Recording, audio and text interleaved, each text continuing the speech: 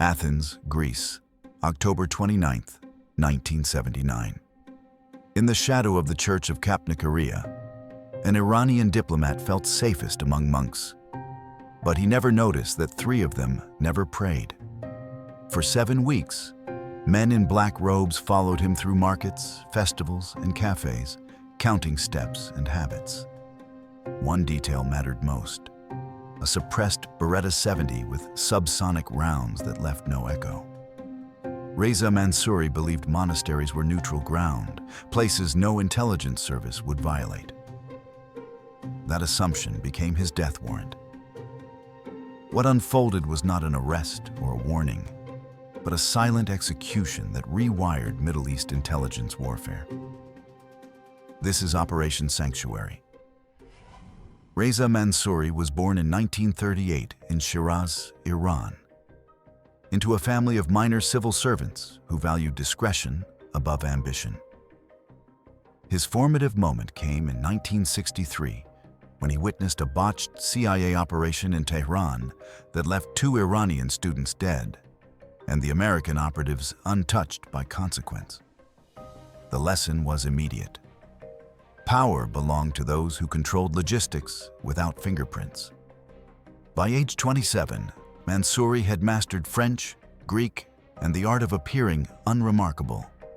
His capability was specific. Mansouri coordinated weapons transfers without creating patterns. Associates described him as methodical, never impulsive. He memorized routes after walking them once, never carried written notes, and chose meeting locations where surveillance cameras didn't exist yet. This made him strategically valuable to Iran's new Islamic government after the 1979 revolution. Tehran needed someone who could move resources across Europe while maintaining diplomatic immunity. Mansouri's soft voice and cultural attaché credentials made him invisible to Greek security services, stretched thin by domestic terrorism concerns. Intelligence services had tracked Mansouri for 8 months by spring 1979. By September, Mossad concluded Mansouri represented a critical node in Palestinian weapon supply chains running from Athens through Italy to France. The authorization to eliminate him came in early October after Israeli signals intelligence intercepted confirmation of a weapons shipment scheduled for late November. The window was narrow. Athens was not random geography. Greece occupied the crossroads between 3 continents. Its ports handled cargo with minimal inspection. Its intelligence apparatus, weakened by political upheaval following the 1974 fall of the military junta, couldn't monitor every diplomatic operative. The city's religious calendar created predictable patterns. Orthodox festivals drew crowds that swallowed individuals. Monasteries offered meeting spaces where electronic surveillance was culturally inappropriate. Mansouri understood this calculus perfectly. He scheduled contacts near churches during feast days, believing sacred spaces created operational buffers. Mossad called this the forward disruption strategy. The logic was straightforward. Eliminate logisticians before weapons reach operatives, and attacks die in planning stages. Previous Israeli operations targeted fighters after attacks occurred. This doctrine reversed the sequence. Kill the coordinator, freeze the network. The approach required identifying individuals whose removal would cascade through supply chains without triggering immediate retaliation. Mansouri qualified because his role was known to few outside Iranian intelligence circles. His death wouldn't make headlines. The obstacles were severe. First, Greek authorities maintained formal diplomatic relations with post-revolutionary Iran. Any obvious Israeli action risked diplomatic incident. Second, Mansouri's routine avoided patterns. He varied routes, meeting times, and locations weekly. Third, his use of religious spaces made traditional surveillance impossible. Agents loitering near monasteries drew immediate attention from local clergy and parishioners. Despite these challenges, planners identified one vulnerability: Mansouri's psychological reliance on religious neutrality. He believed churches represented intelligence-free zones. Within 6 weeks, all elements would be in position. But first, the problem of credible religious cover needed resolution. Previous operations relied on tourist disguises or diplomatic immunity. Neither worked in spaces where strangers were noticed immediately and diplomats never entered. The solution emerged from cultural analysis rather than tactical planning. One demographic moved freely through every religious space without question: Orthodox clergy. During August 1979, the operative designated Alpha experienced what Mossad psychologists call legend drift. He had spent 4 months in a monastery outside Thessaloniki, preparing his cover identity as an itinerant monk. The training required memorizing liturgical responses, fasting schedules, and prayer gestures. One evening, Alpha found himself genuinely praying before realizing the action was unscripted. In the post-operation debrief, psychologists noted this immersion created operational advantage by eliminating conscious performance, but also increased psychological recovery time. The mission continued because authenticity mattered more than comfort. Intercepted communications from September 15th reveal Mansouri discussing his daughter's upcoming wedding in Tehran. Analysts noted nothing operationally relevant in the conversation. He mentioned worrying whether he would return in time for the ceremony scheduled for December. When the operation concluded, the wedding proceeded without him. His daughter learned of his death 3 days after the event. By October 15th, the operation entered its execution phase. Israeli intelligence confirmed Mansouri had finalized logistics for moving 40 Kalashnikov rifles and 12 kilograms of Semtex explosive through Athens to Western European cells. The window was 14 days before shipment. The operation began under internal Mossad designation file K-47. 3 operatives, identified only by Hebrew letters Alpha, Bet, and Gimel, received assignment in July 1979. Their training consumed 16 weeks. They studied Orthodox liturgy under a Greek-Israeli academic who taught religious history at Hebrew University. They learned walking patterns specific to clergy: slow pace, hands clasped, eyes downcast in public spaces. They practiced fasting rituals that would make their physical appearance credible during religious observation periods. Each operative memorized responses for 12 common liturgical situations they might encounter. The infrastructure was minimal by design. Complexity creates failure points. Documents included 3 sets of ecclesiastical papers identifying the operatives as monks attached to the Church of Kapnikarea, a small Byzantine church in central Athens. The papers were forgeries produced by a Mossad technical unit specializing in Eastern Orthodox documentation. They included authentic-looking seals from a monastery that existed but maintained poor record-keeping. Equipment consisted of 1 Beretta 70 chambered for subsonic 22 caliber rounds. The weapon was chosen for sound signature. Fired with suppressor, it produced noise comparable to a book dropping. A dead-drop radio transmitted burst signals every 48 hours at 0200 hours to a receiver in Tel Aviv. Each transmission lasted 4 seconds. No safe house existed. The team rented a small apartment under Greek civilian identities, separate from their monk covers. Escape routes included 3 options: ferry to Cyprus, overland to Yugoslavia, or emergency extraction through the Israeli embassy if political consequences became acceptable. The team structure was flat. Each operative possessed abort authority. If any member judged the operation compromised, all 3 would extract within 6 hours using predetermined signals.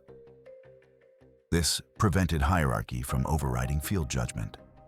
September 22, 1979.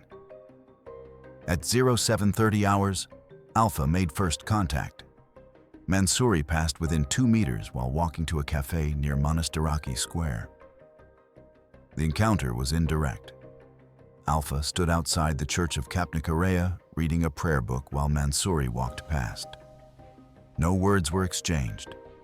The objective was establishing presence. Over the next 2 weeks, Mansouri passed the same location 17 times. Pattern recognition began. Complications emerged on October 4th. A legitimate priest from the Kapnikarea congregation questioned Alpha's regional accent during a casual conversation about Saint Day observances. Greek Orthodox communities are small. Unfamiliar faces draw scrutiny. Alpha's Greek was fluent, but carried slight pronunciation markers from learning the language in Israel rather than growing up in Greece.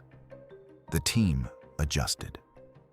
Less speech, more silence. Monks who appeared deeply contemplative could avoid conversation without suspicion. The vulnerability was managed, but not eliminated. Surveillance rotated between all 3 operatives. Bet tracked Mansouri during morning routines. Gimel covered afternoon movements. Alpha maintained position near the church as anchor point. The method allowed continuous monitoring without pattern recognition from counterintelligence. Greek security services were competent enough to notice if the same face appeared repeatedly. 3 faces rotating eliminated that risk. By October 20th, behavioral analysis was complete. Mansouri visited a small monastery courtyard twice weekly, always on Tuesday and Thursday afternoons between 1700 and 1800 hours. The location was interior space accessible through a narrow entrance that limited sightlines. More critically, Mansouri's body language changed when he entered religious spaces. Tension visibly decreased. He walked slower, checked his surroundings less frequently. The psychological vulnerability was clear. He believed monasteries were neutral ground. What Mansouri didn't know was that Mossad had concluded religious spaces were operationally ideal. Low civilian traffic, cultural prohibitions against loud disturbances meant minimal chance of intervention. No security cameras. The same factors that made Mansouri feel safe made the location perfect for termination. The execution window opened when Israeli signals intelligence confirmed the weapons shipment would depart Athens on November 2nd. Mansouri needed to be eliminated before final logistics coordination occurred. Mission planners in Tel Aviv set deadline, October 30th. The clock was visible now, October 27th. At 1400 hours, Alpha confirmed pattern consistency. Mansouri would visit the monastery courtyard on October 29th. Weather forecast predicted clear conditions. No religious festivals were scheduled that might increase civilian presence. Bet and Gimel conducted final reconnaissance of the courtyard at 1800 hours when Mansouri was absent. They identified 3 approach angles, 2 exit routes, and confirmed no blind spots existed where threats could emerge unexpectedly. Gimel noted one problem. A wooden door into the courtyard created noise when opened. Anyone inside would hear someone entering. The solution was timing. All 3 operatives needed to be in position before Mansouri arrived. October 28th. At 2000 hours, the team transmitted final authorization request through the dead drop radio. Tel Aviv responded at 0200 hours, October 29th, with 2-word burst transmission. Execute tomorrow. The phrase meant approval granted, and no intelligence indicated compromise. Each operative spent the remainder of the night separately. Protocol required isolation before high-risk operations to prevent cascade failure if one member was arrested. October 29th, 1979. At 1600 hours, Alpha entered the monastery courtyard dressed in full monastic robes. He positioned himself in the southeast corner, kneeling as if in prayer. His hands remained visible, but the Beretta sat in a cloth bag beside him, appearing to contain prayer books. At 16:20 hours, Bet entered and took position near the entrance, also kneeling. To any observer, two monks were engaged in private devotion.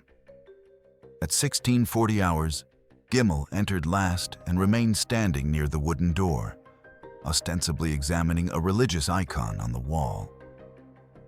1700 hours passed. Mansouri had not arrived. Each operative maintained position without communication. 1730 hours. Still nothing. The risk calculation shifted. If Mansouri didn't appear, the pattern was broken. The team would need to abort and reassess. 1741 hours. The wooden door opened. Reza Mansouri entered the courtyard alone. He wore a dark coat and carried a leather briefcase. His expression was calm.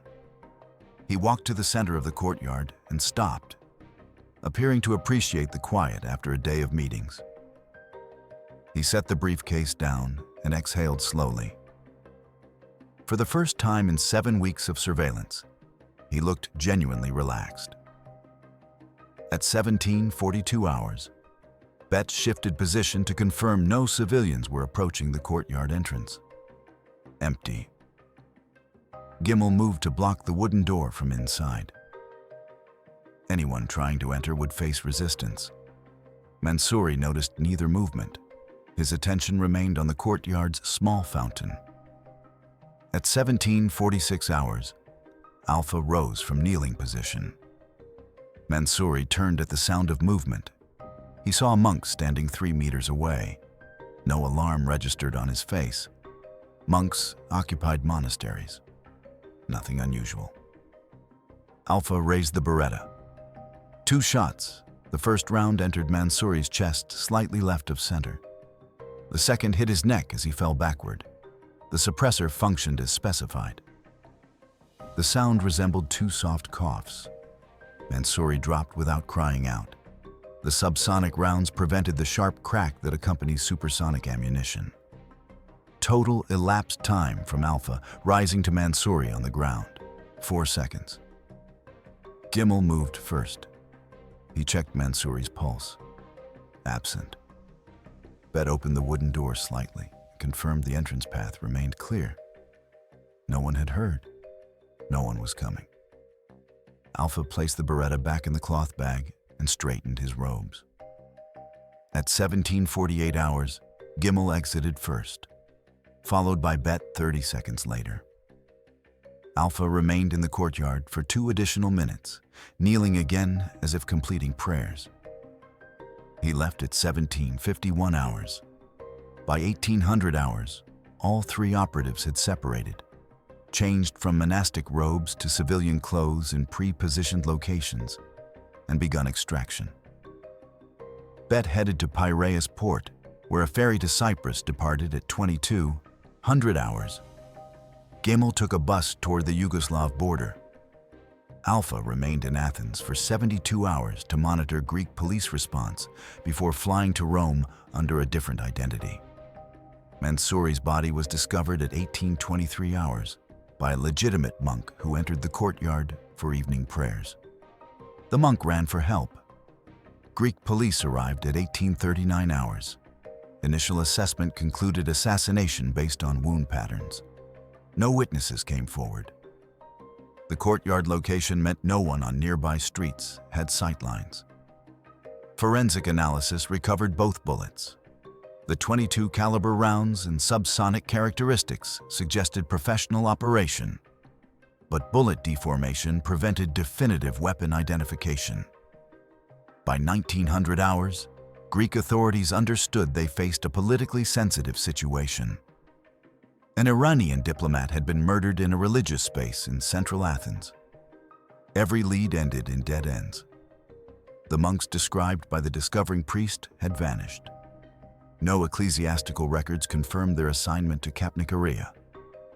The forged documents were high quality enough to pass casual inspection, but unraveled under investigation. The sophistication level suggested state intelligence operation, but which state remained officially uncertain.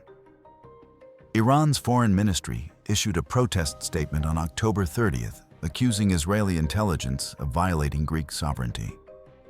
Israel's government maintained standard operational denial, stating it had no knowledge of events in Athens. The denials were transparent to intelligence professionals, but transparency wasn't the point.